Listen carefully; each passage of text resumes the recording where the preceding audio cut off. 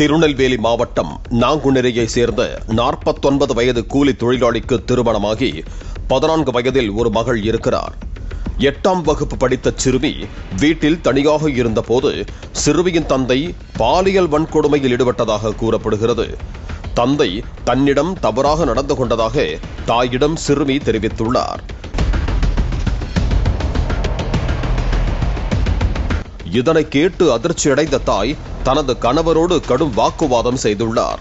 அப்போது மகள் பொய் சொல்கிறாள், யாராவது மகளிடம் அப்படி நடந்து கொள்வார்களா என அவரது மனைவியை அவர் சமாதானம் செய்திருக்கிறார்.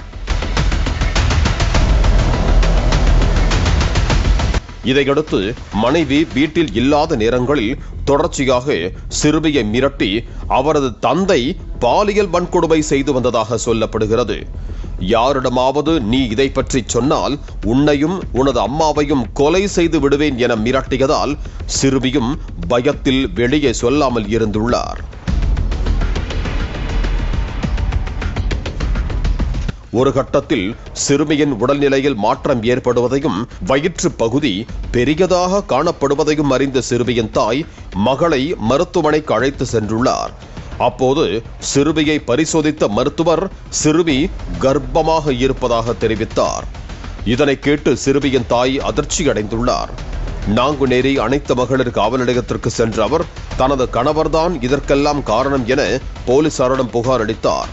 புகாரை தொடர்ந்து நாங்குநேரி அனைத்து மகளிர் காவல்துறையினர் போக்சோ சட்டத்தின் கீழ் வழக்கு பதிவு செய்து அந்த நபரை கைது செய்தனர்.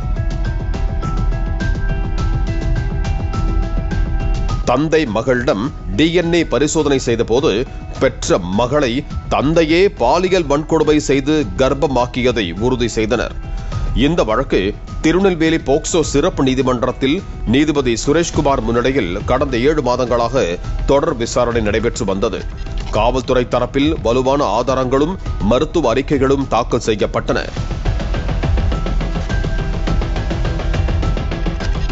நண்பகல் 12 மணி அளவில் இந்த வழக்கின் தீர்ப்பை நீதிபதி சுரேஷ்குமார் வாசித்தார். இந்த பாதக செயலை செய்தவர் பாதிக்கப்பட்ட சிறுமியின் தந்தை என்பதால் இது அபூர்வத்திலும் அபூர்வமான வழக்காக கருதப்படுகிறது.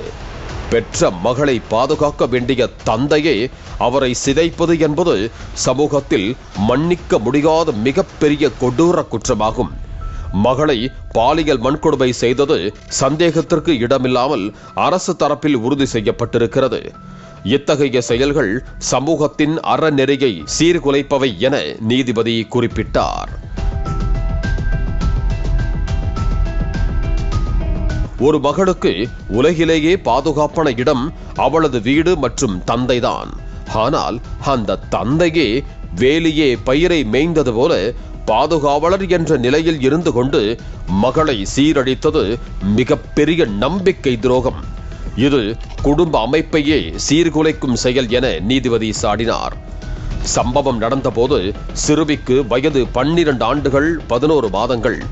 ஒரு சிறுமிக்கு தன் தந்தையாலேயே இத்தகைய கொடூரம் இழைக்கப்பட்டது அவருக்கு வாழ்நாள் முழுவதும் ஆறாத வடுக்களையும் தீராத மன உளைச்சலையும் தந்துள்ளதாக நீதிபதி வேதனை தெரிவித்தார்.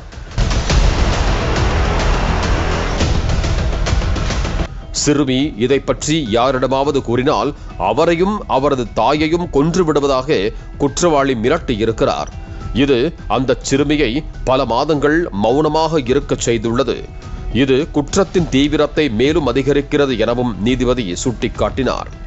ஆண்களை நம்பி சமுதாயத்தில் ஒரு தாய் தனது பெற்ற குழந்தையை கூட தகப்பனை நம்பி விட்டுச் செல்ல முடியாத அளவிற்கு பெண்களை இழிவுபடுத்திய குற்றத்திற்காக தூக்கு தண்டனை வழங்கப்படுவதாக நீதிபதி தெரிவித்தார்.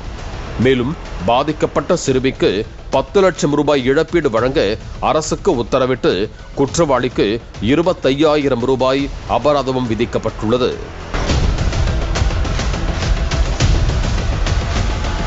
இந்த கொடூர செயல் சமூகத்திற்கு ஒரு தவறான முன் உதாரணமாகிவிடக் கூடாது. பாதிக்கப்பட்டவர்களுக்கு நீதி கிடைப்பதோடு குற்றம் இழைக்க நினைப்பவர்களுக்கு இது ஒரு எச்சரிக்கையாக இருக்க வேண்டும் என நீதிபதி தனது தீர்ப்பில் வலியுறுத்தி இருக்கிறார். குழந்தைகளுக்கு எதிரான பாலியல் குற்றங்களில் ஈடுபடுவோருக்கு இத்தகைய கடுமையான தண்டனைகள் வழங்கப்படுவது குற்றவாளிகளுக்கு ஒரு பாடமாகவும் பாதிக்கப்பட்டவர்களுக்கு கிடைக்கும் நீதியாகவும் அமையும் என சமூக ஆர்வலர்கள் இத்தீர்ப்பை வரவேற்றிருக்கிறார்கள்.